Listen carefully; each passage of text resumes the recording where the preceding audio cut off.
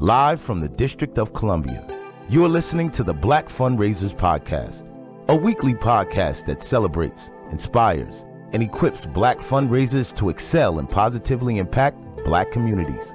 With your host, Kia Croom. Good day, good people. Welcome to Season 2 of the Black Fundraisers Podcast. I am Kia Croom, the founder and host of the Black Fundraisers Podcast, your weekly podcast that celebrates, inspires, and equips Black fundraisers to positively impact Black communities. If this is your first time with us, I want to welcome you into a growing global community of listeners and subscribers. Know that you are in great company. And let me thank you for tuning in. As I often say, you could be anywhere in the world of your choosing in these internet streets. So I am stoked that you are listening. Good people, the Black Fundraisers Podcast kicked off August, which we celebrate as Black Philanthropy Month, with a special series entitled Exploring Racial Justice in Philanthropy. And I've had the distinct pleasure and honor of speaking with Black philanthropy leaders from across the nation about what racial justice or racial equity looks like, what it feels like, and what can be accomplished when philanthropy is administered through a lens of racial justice or racial equity. If you've not listened to the first 5 episodes in this series, I encourage you to go on into the Black Fundraisers Podcast archives and check them out.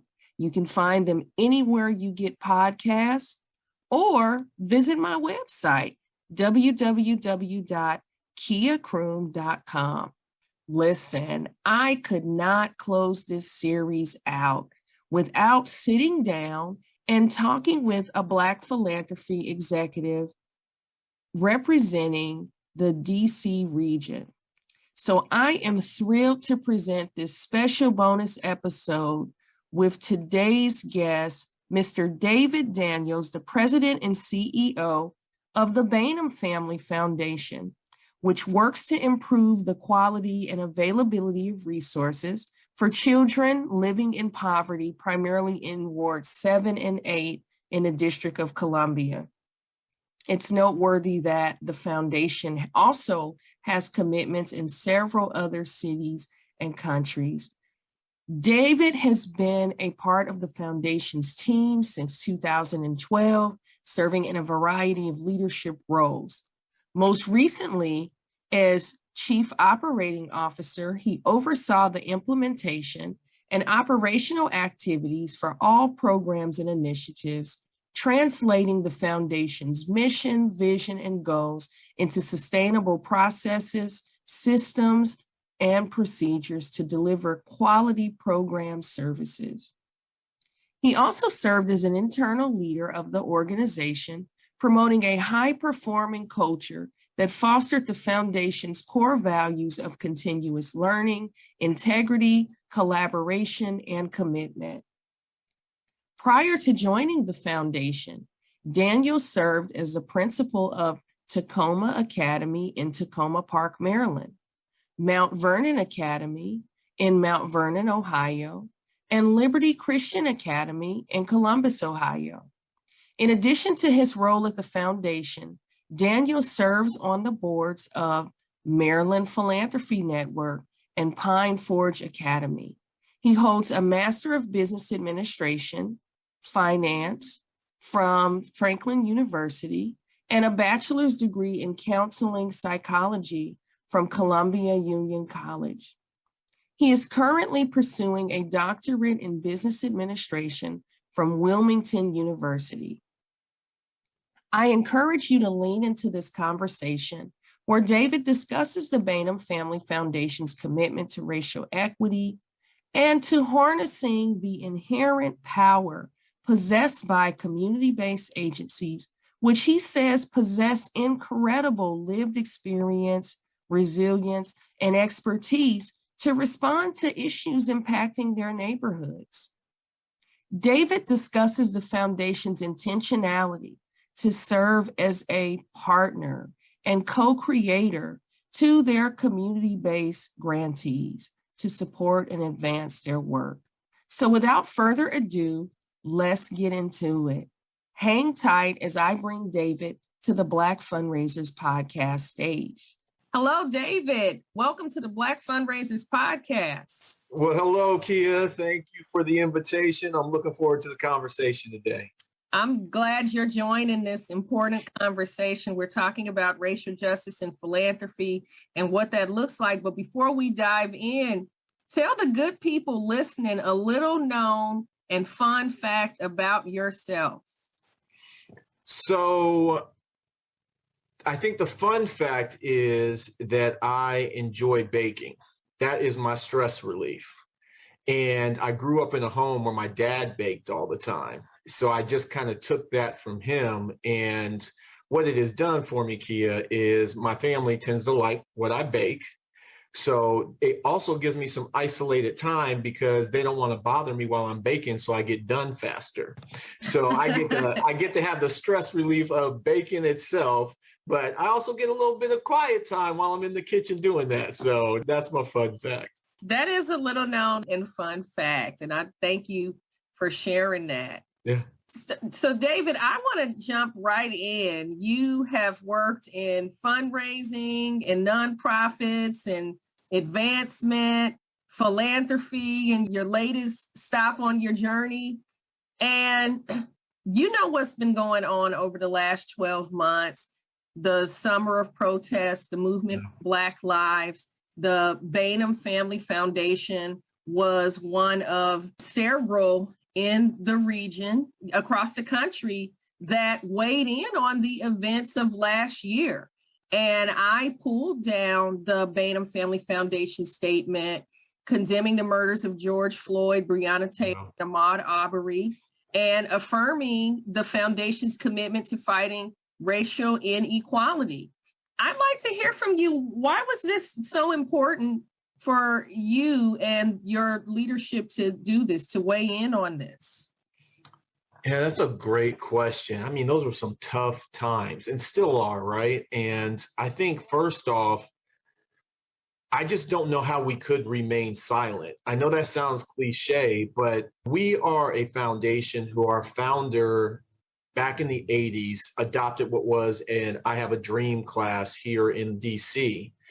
And his work since that and his wife's work since that always kind of showed this trend line of working in and with communities, whether it was in the faith-based or their work in DC, that were predominantly people of color, right?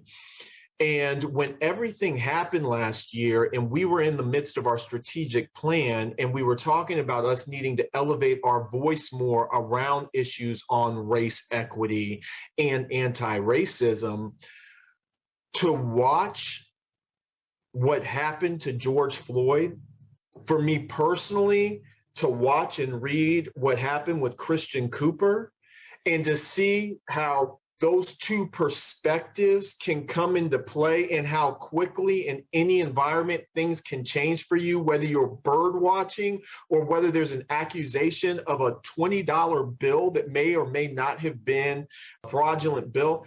For it to escalate the way that it did was just mind-boggling. And what was happening is we were hearing from our partners and the frustration, the anger, the confusion, the desire to speak out about it.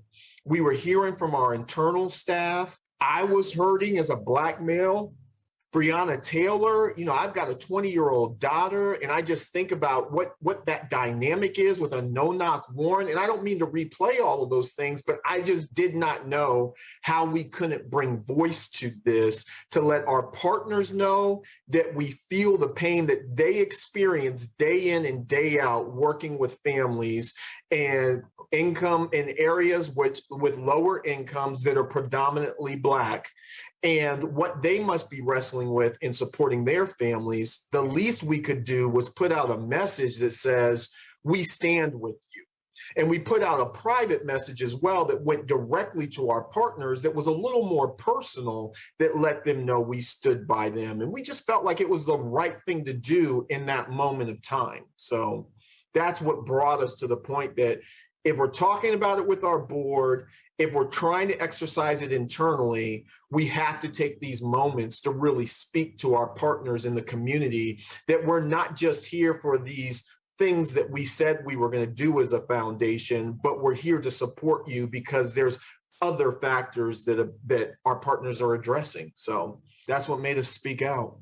No, I'm glad you did, and I appreciate it. And I know that with that lived experience, being a brother, being a Black man that has daughters, being a human being, this was one of those things in which I don't care where you were in the country, to watch something so heinous like that to play out, even if you didn't intend to. I did not have the fortitude to watch it, David, but like most people, I was inundated with those images when I would go on social media. Yeah. So while I wasn't looking for the clip and looking for an escape from what I was hearing in the news from folks taken to the streets and such, it was constantly replaying. And if we were seeing it, guess who else was seeing it? That's right. We're seeing it. You're aware of constituents and organizations that the Bainum Family Foundation supports that serve children and youth. They've got smartphones, right? Right.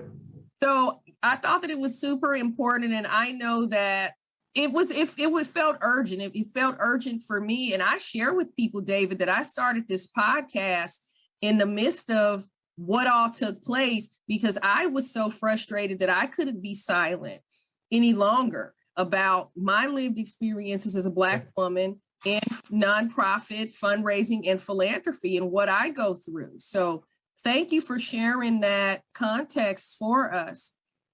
My next question for you, David, is a two-part question. I'm interested in learning what the Bainum Family Foundation is doing to operationalize and promulgate racial equity outside of the walls of the Family Foundation. I'm aware that you all embarked on strategic planning around racial equity. I'd like for you to take a moment and talk a little bit more about how you're operationalizing it externally. We have pretty strong partnerships with those that we've worked with in the community, okay, the partner organizations. And I'm very proud of the work that we've done as a foundation. I've had the privilege of working at the Bainum Family Foundation for a little over 9 years now.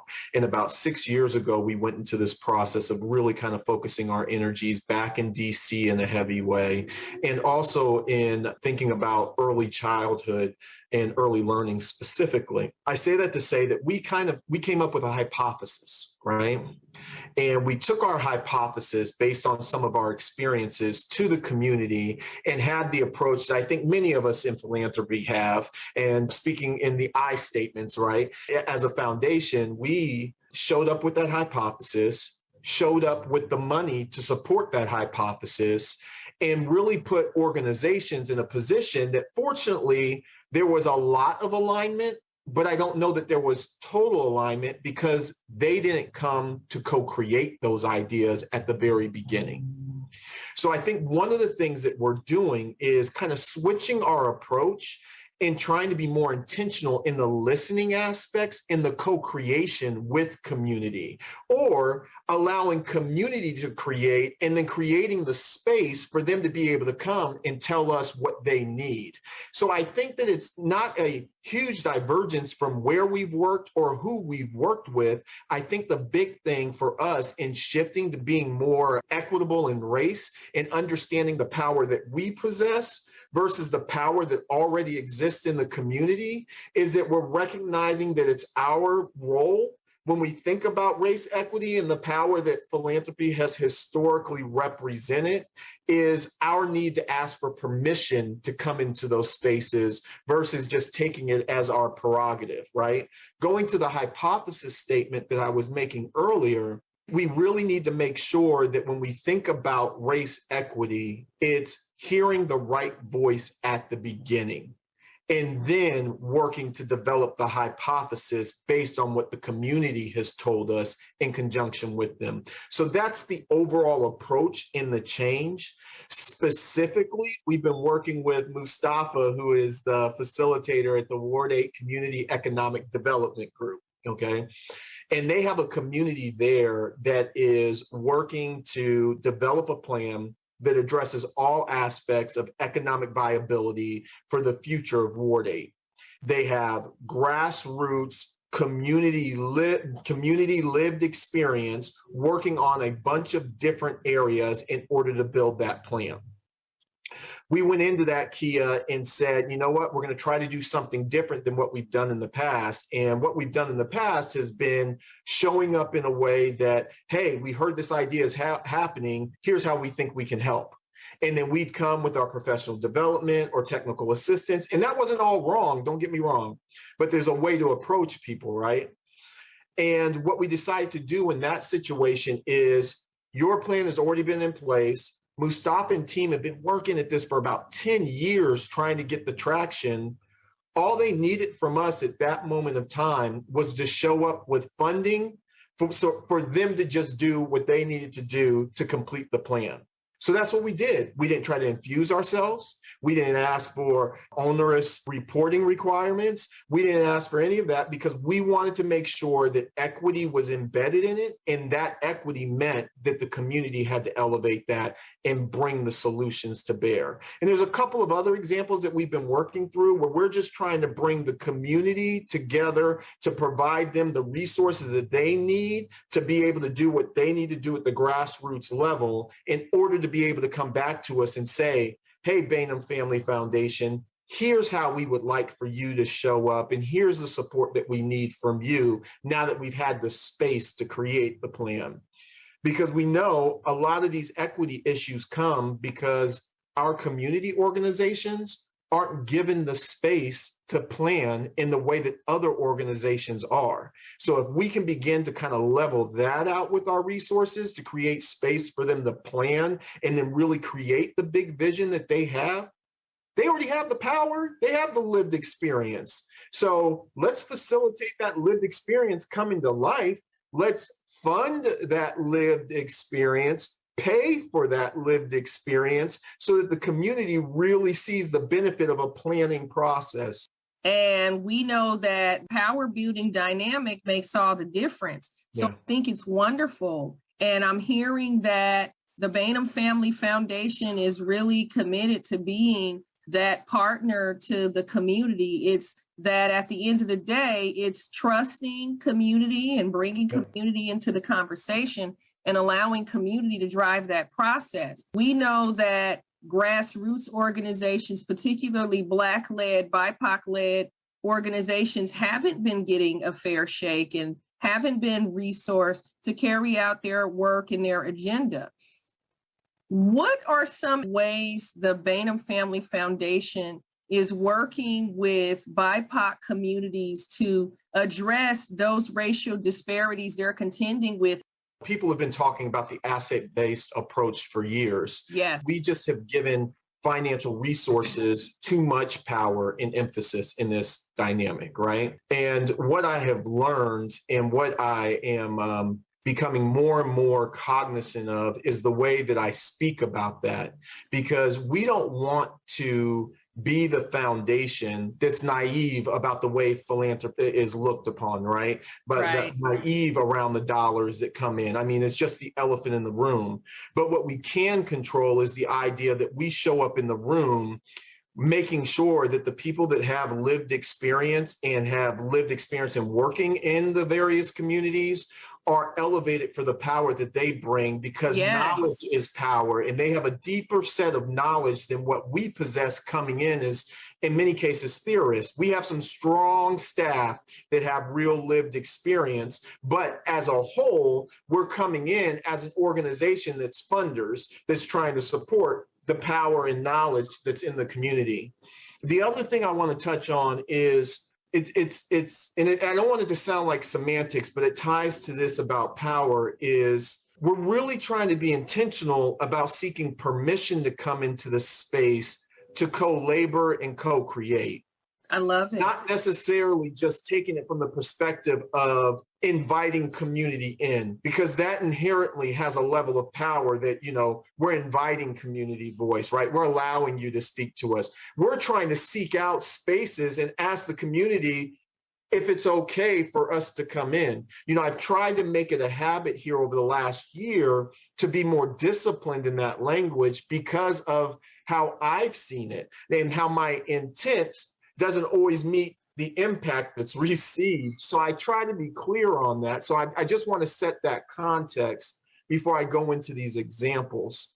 Sure, no, that's great. And I appreciate you pointing that out. Yeah. Intentionality. Trying to be, right? Trying to be intentional in what the community, again, offers in power that far outweighs what we're able to access just by bringing dollars. There's a resiliency that exists already in the community that dollars can't buy. So that's what I just wanted to share. That's something that we don't hear enough about, is that resiliency that can't be bought. You're talking about fixing things, and like you say, that power and that resiliency, there's some momentum that's been bubbling up. It didn't just start over the last 12 months. And it sounds like you're saying that philanthropy needs to honor that and harness that. Yeah, that's exactly what I'm saying, that there is a power, there is a resourcefulness, there is a resiliency that exists, there is an expertise, there is a knowledge. Kia, listen, I believe I know what's best for my children. I believe you know what's best for your children, right? You know what's best for the community that your children need to live in, my children need to live in, or how my children need to interact. So what makes me think that I can come into Kia's home and tell Kia how to run things better? And it's just kind of that mentality. There's an expertise and a knowledge that you have that we've got to begin to respect and internalize in a different way as a whole in philanthropy. And I got to say, I think I hear a lot more of this conversation from philanthropy, and I just hope we can continue to keep each other accountable and move the work forward. Now, I gave the one example of the Ward 8 community economic development and how we're trying to bring about our lens of race equity and making sure that we're listening through that lens and allowing the community to kind of lead with the idea of the outcomes we should be driving towards. But the other thing is that we're working with early childhood, and that's been one of our major initiatives. And our early childhood team is working now to begin to bring together parents and providers to get their voice in thinking about how they would reimagine childcare specifically in the district. This is different in many other approaches that we're aware of because we're using a human-centered design to really get at what's important to the end user. And then we're also trying to make sure that this isn't convoluted by maybe our hypothesis or other entities that have had a lot of control and say that have brought bureaucracy into that space, and starting with those providers and families to elevate what they need that maybe we haven't heard or maybe haven't listened to in the past to be able to respond appropriately. So the Ward 8 Community Economic Development Group and the reimagining kind of DC early childhood and services and supports based on both the community and then the parent and the provider voice gives us the anchor to bring up what should be happening in a way that we haven't experienced in the past. So those are two very tangible examples of where we're trying to create that equity and create voice predominantly from providers, parents, and community that are people of color. Those are great examples. And I just want to reiterate what you said earlier about that power and being a partner and a co-creator. And I'm really encouraged as a person that fundraises for organizations like some of the ones you fund. It's encouraging for me and some of the good people listening to hear a philanthropy leader saying, listen, all pretentiousness, all of that's down. We want to know, how can we be a better partner and co-creator, and what kind of resources you need and where, and being intentional about, okay, well, we might have some hypotheses, but we don't want to lean on those. We're interested in hearing from our network. And It's really a different conversation than the conversations I've had over the last 20 years with philanthropy leads, funding some really terrific causes that I worked for. Those conversations were not such. Right. Being on the other side of the table, as you referenced at the beginning of our time together, I used to be a fundraiser as an administrator at a school, right? And I used to have to go out and ask, and that wasn't the easiest thing to do, right? And the research that goes into learning about the people that you're getting ready to ask for funding from, and then having to go through all those hoops, if we know that there's an alignment, let's just have a very real conversation about what the needs are. I've been fortunate. Prior to working at Bainum, I actually was the partner principal at two of the schools that Bainum used to sponsor. And my experience was, David, what do you need in order to be successful in this school?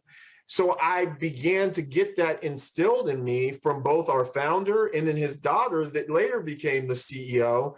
And it made it easier for me to now move into this role and then take on that approach. I've been able to see it on the other side, some of the not so good aspects. I've been able to see it reinforced from the Bainum family in real time. And now it makes it easier for us to really make this transition and really challenge ourselves to the idea of how are we intentionally listening to the community to make sure that they're setting the outcomes that our dollars would be able to come in and support. Our dollars or our voice, whatever they see fit for us to engage. Yeah, and that's important. Good people listening. I hope this is encouraging to you. If you're beating the bushes and shaking the trees for support, doing that dance every day that I've been doing for 20 years now, this is encouraging because having been out here, and I've been fundraising primarily for organizations serving communities of color, David, just you know that about me, dealing with issues like homelessness and hunger, fundraising for soup kitchens and emergency shelters and diversity programming, pipeline initiatives, STEM, to promulgate equity in STEM and increase minority representation in STEM. And there have been more times than I can count where a funding entity had a really great idea and they didn't care about all the particulars in between. They just wanted a project to fit that mold, wanting to get a win for a community of color, kids of color like me. I tell people all the time, I grew up in East Oakland.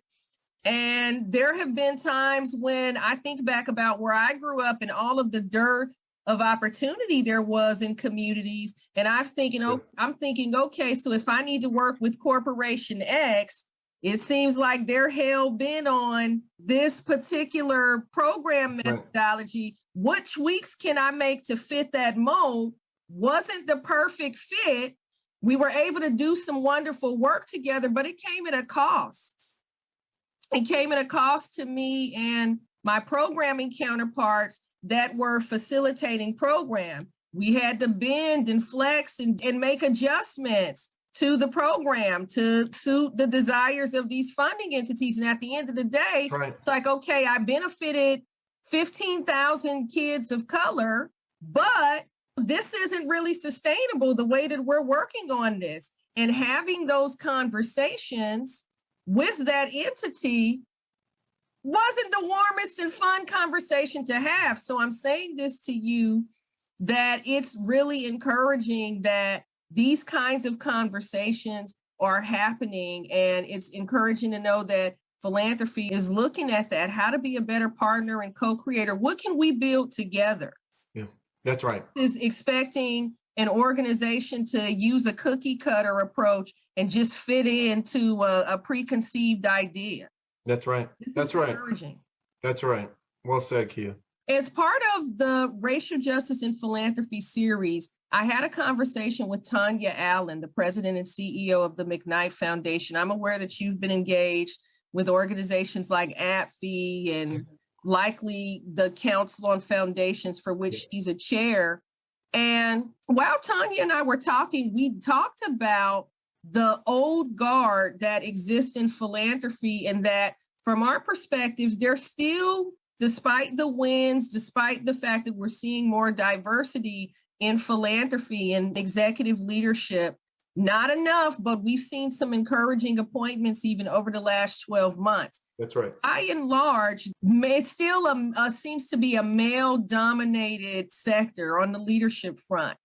And in the movement to create a more just, equitable, and inclusive philanthropy sector, I'd like to hear from you. What kinds of changes do we need to make, or rather, how do we change this paradigm to get more women, and particularly women of color, in philanthropy leadership roles? So, Kia, I gotta be candid and say that everything I'm about to say is more anecdotal than me driving to statistics. Okay. So I'm a little challenged by the premise of it, not in the idea that I'm questioning the idea that philanthropy has been white male dominated. I believe that to be true. And I believe that to be a byproduct of the idea that many of well, we know philanthropy is based on a white male dominated business sector, right? It bodes to be true that then it would most likely be white male dominated. What I will tell you, though, is my challenge in coming into this space once I moved into executive leadership is that when I would enter rooms, now we're talking about a 5-year time span here, okay, Kia? It has been predominantly female and it has been predominantly white female that have been in the leadership positions in most of the rooms that I've been in. That's just been my experience. And when I walk into the room and I see people of color, it is predominantly females of color. Now, let's put this in perspective and say that I think it's almost 75%. Now, these are old statistics. I think they, when the council did their report in 2015 and 2016, I think was the latest one, it was like 75% of the field was Black females or females. Only 53% represented the executive leadership.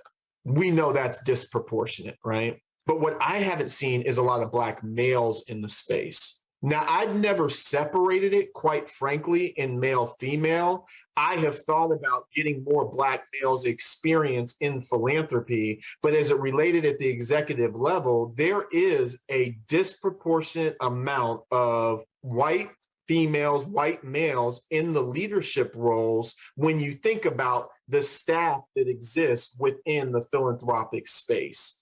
And there needs to be more representation. And let me say this, because it's one of those issues with me that doesn't resonate, because what doesn't resonate is if you're working predominantly in communities of color, I think your leadership should reflect that at some level. Now, that's not to say that I don't believe that some white leaders can do a good job in communities of color. That's not what I'm saying. But for the statistics to be so disproportionately off, is something wrong to me, right?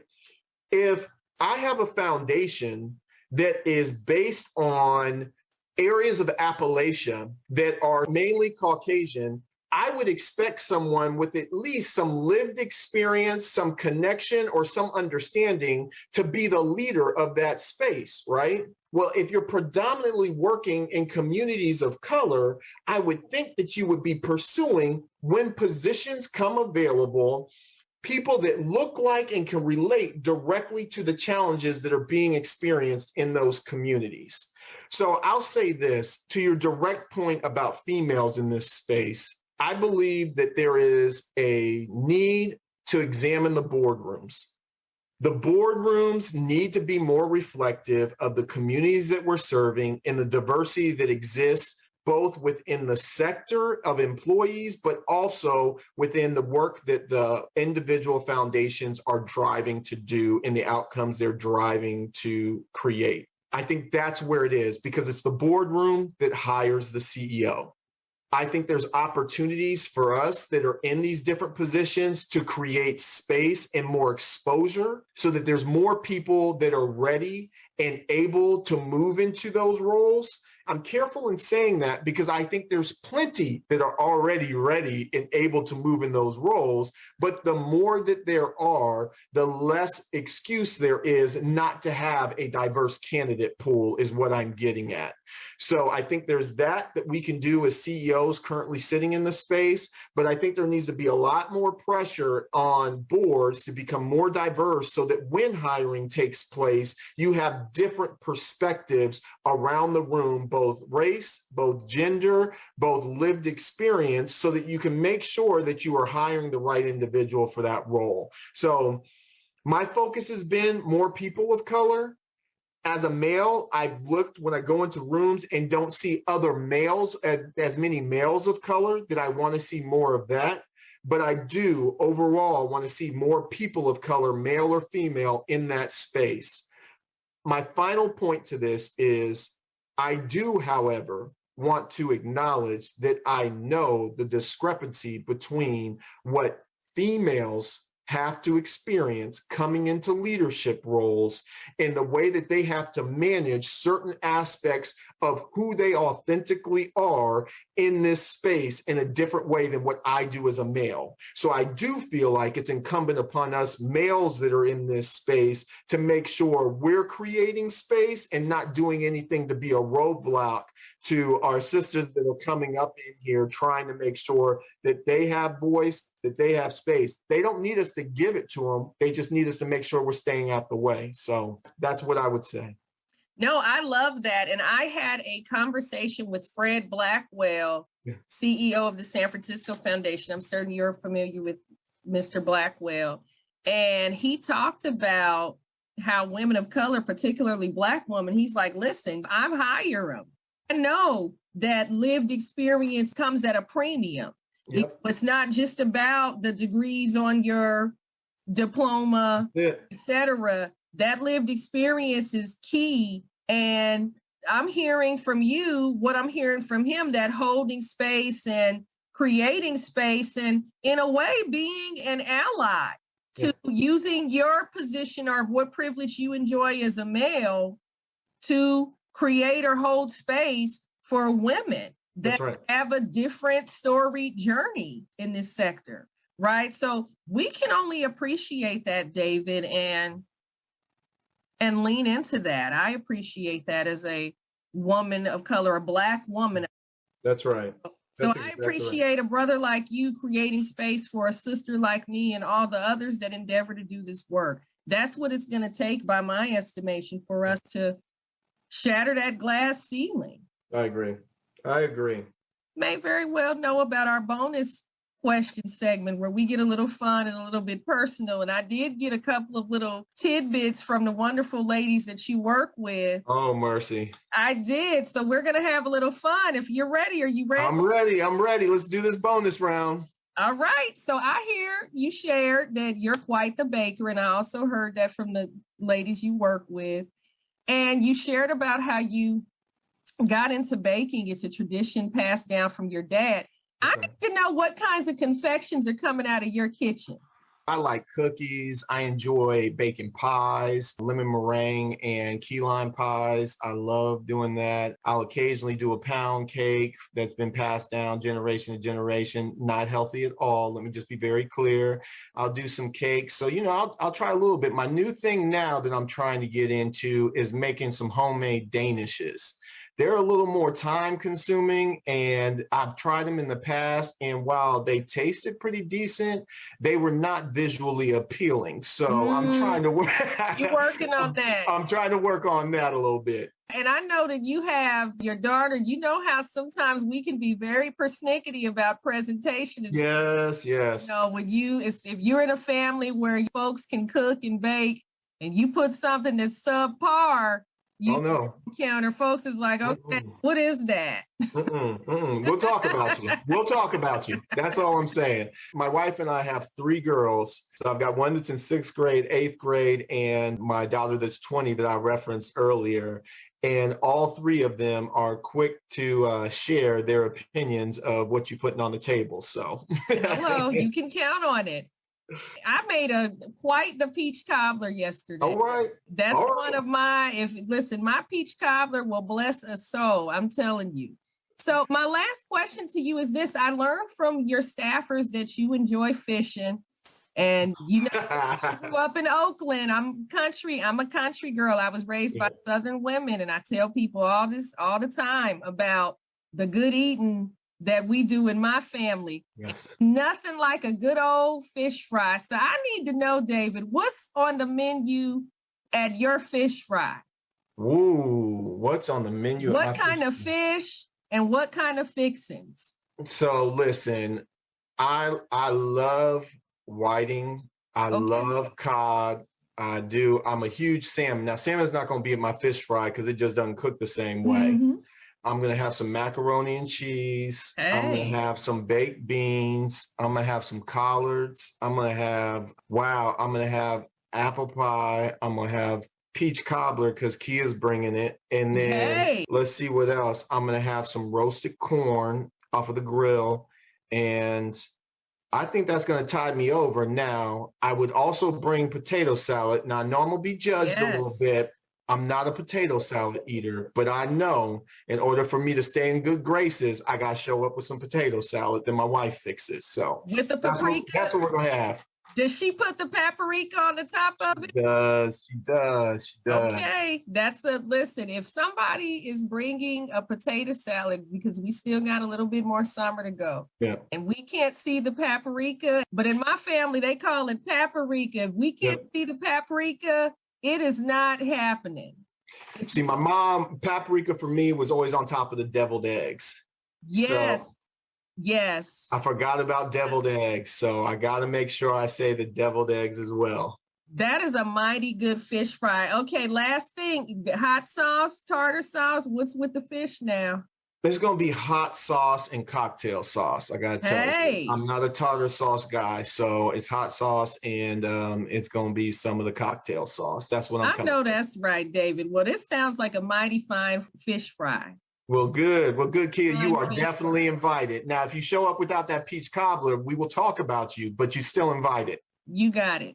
It'll bless you. It'll bless you all. You guys might hum a little bit even. I'm telling you the truth. So, okay, can I say something else before we close? Yeah. And I think it's really important because I just want to acknowledge what you're doing here, Kia, and what you're elevating in the voice of Black fundraisers. I mentioned in our exchanges before about a gentleman by the name of Alphonse Brown and the work that he did and how he kind of opened my eyes to fundraising and the challenges specifically as Blacks in this space of fundraising.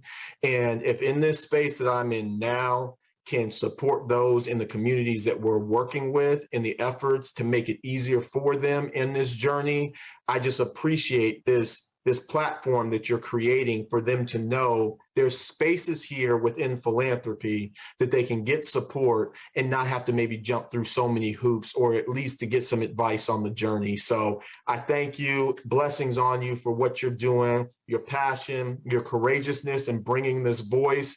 Some of the other podcasts that I got a chance to listen to that you've done in the past, I just really want to tell you how much I value it from my life experience and the role that I'm sitting in here now for us to be able to co-create like this. No, that means a lot to me because you never know who's listening and who's getting value out of the conversation. So the feedback that you're giving me and the feedback that I get from listeners has been so rewarding. And with rewards like that, I'm motivated to just keep going and keep these conversations. And learning and celebrating, not just learning, but also celebrating the work that people are doing, people that are completely unsung. That's right. That's exactly I appreciate it. I do. And I really want to thank you for coming on and sharing the good news of the Bainum Family Foundation, what you're doing to promulgate racial equity, that commitment. I'm encouraged by it. And I'm going to work with some of my counterparts and encourage them to organizations across the region that might be a good fit to encourage them to possibly, broach a conversation with some of their team members and see what might emanate from that. So thank you for doing this. No, it's my pleasure. Thank you again for the opportunity. Thank you. And good people listening, I hope that you're having a wonderful week. We got a few more weeks in the summer. Make the most of it and enjoy yourselves. Good people listening, I want to encourage you until next week to stay tuned, stay down, and keep your head up. Until next time. Thanks for listening to the Black Fundraisers Podcast. Like what you're hearing?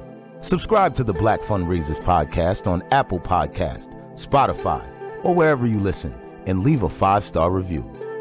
Connect with Kia on LinkedIn, Instagram, and Twitter to stay connected.